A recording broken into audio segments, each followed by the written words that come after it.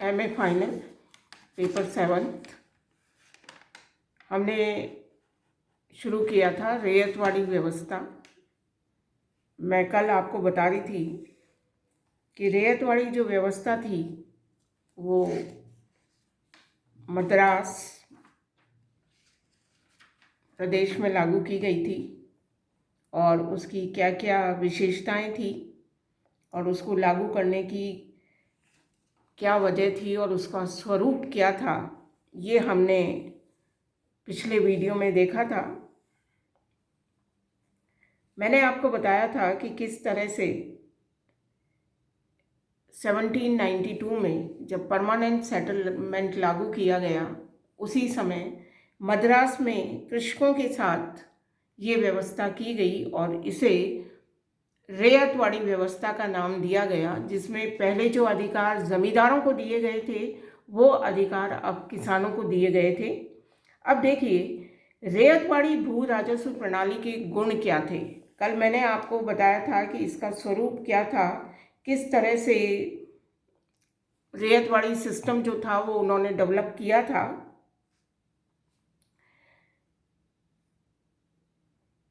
मद्रास में जो 1792 में रैयतवाड़ी व्यवस्था लागू की गई थी, उसमें उसने उपज का आधे से 1/3 भाग निर्धारित किया।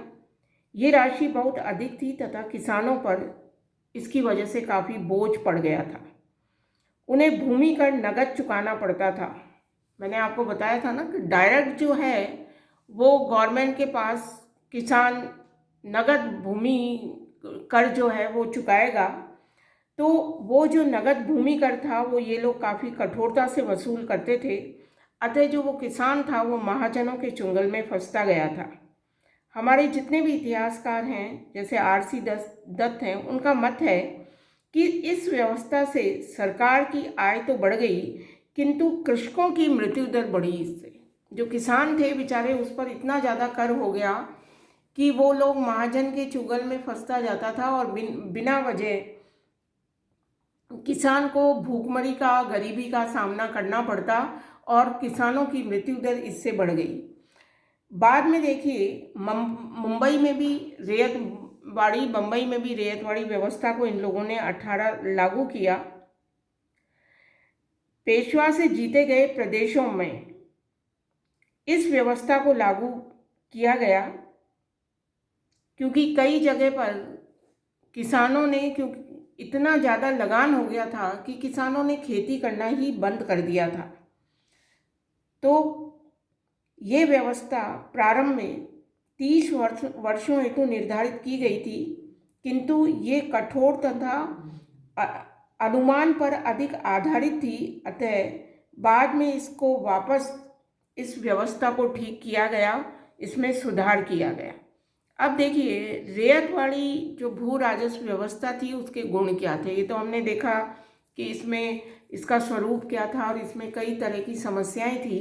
अब हम देखते हैं कि इसमें गुण क्या थे। तो पहला देखिए, भूमि कर पर, भूमि पर कृषकों का स्वामित्व इन्होंने मान लिया था।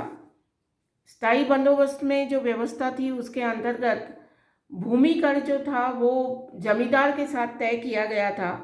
अब भूमि कर रैयत अर्थात कृषकों का स्वामित्व मानते हुए भू राजस्व का अनुबंधन रैयत से किया जाना तथा मध्यस्थ का ना होना इस प्रणाली की सबसे बड़ी विशेषता थी। कोई भी मध्यस्थ नहीं था,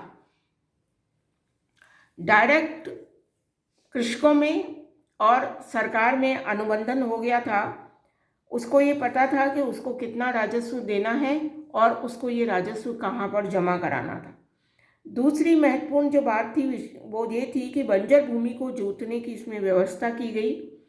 बंजर भूमि को भी जोता जा सकता था और उसकी आय में सरकार का भी हिस्सा था। अगर आपने बंजर भूमि जोती है तो सरकार को आपको उसका राजस्व देना पड़ेगा। ये जो चीज़ थी ये परमानेंट सेटलमेंट में नहीं थी।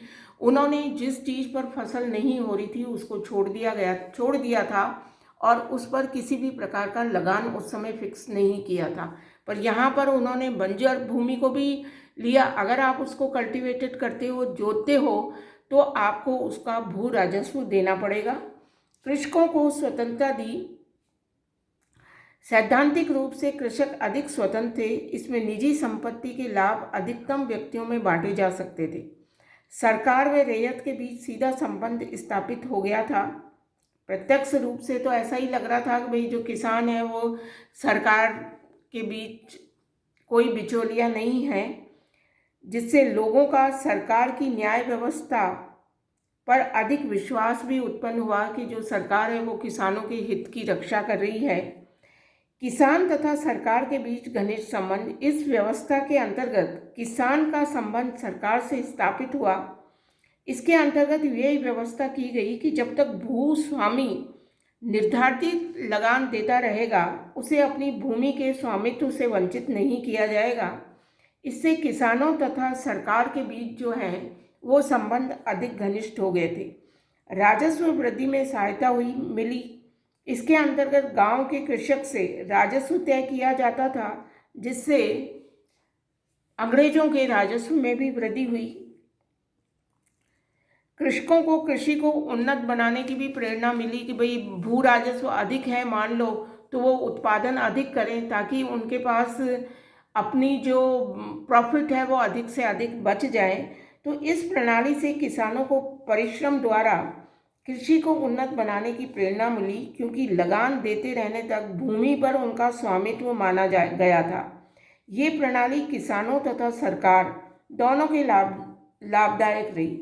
इस प्रणाली में बिचौलियों को हस्तक्षेप करने की किसी भी प्रकार की कोई गुंजाइश नहीं थी। तो इस प्रकार देखिए रैयतवाड़ी व्यवस्था के ये सारे गुण थे। अब हम देखते हैं, ऊपर से देखने पर यह भी व्यवस्था बहुत अच्छी लग रही थी कि डायरेक्ट किसान के साथ संबंध है इसका, पर अब हम देखेंगे कि इस रैयतवाड़ी व्यवस्था के प्रमुख दोष क्या थे।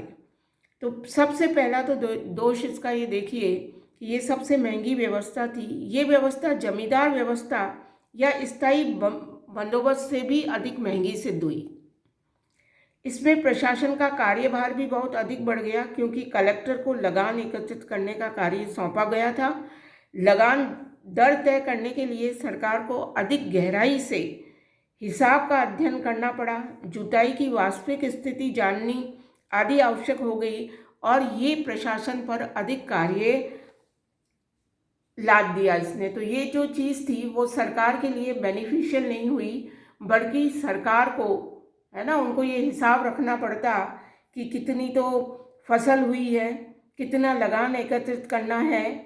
तो ये उनके लिए, प्रशासन के लिए अत्यधिक भार हो गया। भ्रष्टाचार जो था वो इसमें व्याप्त हो गया। लगान निर्धारित करने से पूर्व कंपनी के अधिकारियों द्वारा भूमि की जांच की जाती थी। यहाँ भ्रष्टाचार सबसे अधिक था, क्योंकि घूस लेकर भूमि की उत्पादन शक्ति, वास्तविक उत्पादन को वो लोग गलत घोषित कर देते थे। मान लीजिए किसी किसान ने किसी अधिकारी को कोई पैसे दे दिए हैं, कुछ दे दिया है, तो वो उसकी उत्पादन को कम बता देता, तो उसको लगान क्या है, कम देना पड़ता था।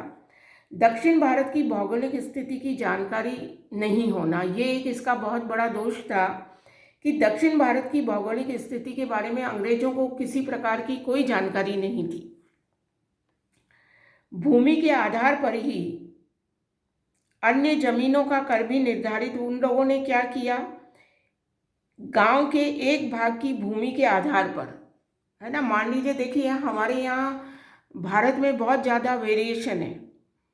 एक जो भाग है वो बहुत उपजाऊ है, जैसे आप राजस्थान को ही देख लीजिए, हमारा हाड़ौती का प्रदेश है, वहाँ पर चंबल नदी से भी इरिगेशन होती है, वहाँ पर बारिश भी हो जाती है, लैंड भी फर्टाइल है, तो वहाँ तो क्या हो रहा है, इरिगेशन अच्छी हो, वहाँ पैदावार अच्छी होगी। पर आप जब उसी चीज़ को पश्चिमी राजस्थान में देखेंगे तो वहाँ तो डेजर्ट है।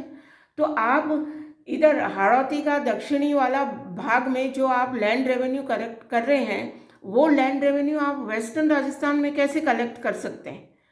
पर जिस व्यक्ति ने इस प्रदेश को देखकर लैंड रेवेन्यू फिक्स कर दिया है कि भाई सारे प्रदेश में यही लैंड रेवेन्यू होगा, तो वो किसी भी तरह से संभव नहीं था। तो उनको भी देखिए दक्षिण भारत की किसी भी प्रकार की कोई जानकारी नहीं थी। उन्होंने एक गांव को देखा, उसका एग्रीकल्चर का डेवलपमेंट देखा और उसके हिसाब से उन्होंने लैंड रेवेन्यू को फिक्स कर दिया। तो इस स्थिति में भूमि कर भूमि की क्षमता से अधिक तय कर दिया गया। फिर देखिए, लगान की दर भी बहुत अधिक थी।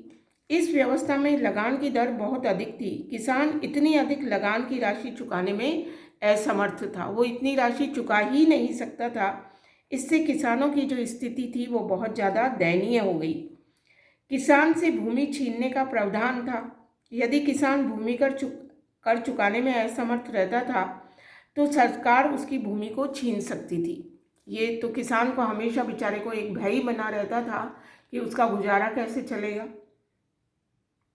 किसानों को उपज बढ़ाने के लिए प्रोत्साहन नहीं मिला। किसान 30 वर्ष के पश्चात लगान में संभावित वृद्धि से आतंकित रहते थे, अतः उन्हें उपज बढ़ाने के लिए या नई भूमि में खेती करने के लिए कोई प्रोत्साहन नहीं मिला। प्रोत्साहन देखिए, ना तो अंग्रेज लोग देते थे, उनको केवल लगान वसूल करना था, बाकी वो किसान को किसी भी तरह की कोई सुविधा नहीं देते थे। तो किसान इसी उधेड़-बुन में लगा रहता था कि वो किसी तरह से अपनी ज़मीन बचा ले।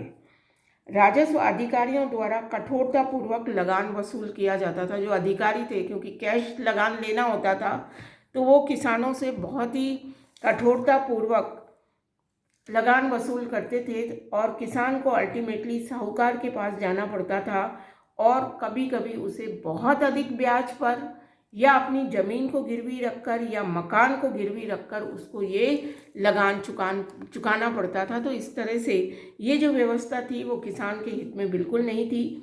प्रशासन के खर्चों में भी बहुत वृद्धि हो गई थी। तो कुल मिलाकर हम देखते हैं कि सामान्यतः रैयतवाड़ी व्यवस्था उन उद्देश्यों को पूरा न कर सकी जिनके लिए इस व्यवस्था को इसके व्यवस्थापकों ने लागू किया था। व्यवस्था की मुख्य उद्देश्य भू राजस्व का अच्छा संग्रह, रैयत की स्थिति में सुधार करना था।